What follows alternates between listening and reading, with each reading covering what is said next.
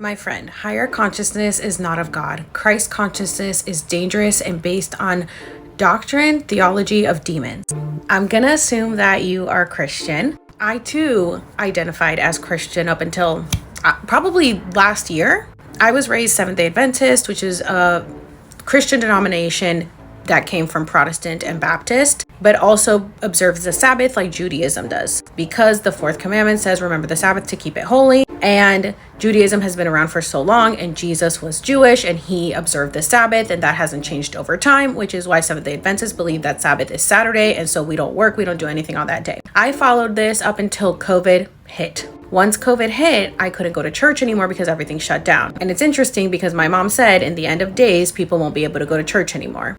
Another thing I want to talk about is the end of days and what that means. I'll get into that in another video. But I want to talk about this because a lot of people think like this, like you have to stay submissive. You have to stay kind of dumb, essentially. Why do you think that that's what God wants for you? God doesn't want you to stay dumb. He wants you to have the knowledge. God made us in his image. And he sent Jesus here in the age of Pisces to teach us about Christ consciousness, to teach us how to treat others, to teach us how to eat better. That's why in Leviticus, it talks about what is clean and unclean foods, which that's another thing that Seventh-day Adventists follow is the Old Testament is the clean and unclean foods. With his teachings, it was all about how to essentially manifest, because you're praying to a higher source, a higher power, to have faith, how to serve mankind, how to come together as a collective. That's what the age of Pisces was all about. It was about learning Jesus' teachings. But then the Bible got translated so many different ways, and man ruined what Jesus was trying to teach. So after the age of Pisces, which we're now entering the age of Aquarius, the point is for us to be Christ-like. That's all that Jesus and the Bible was trying to teach us. But man and his ego ruined it with all of the rules. And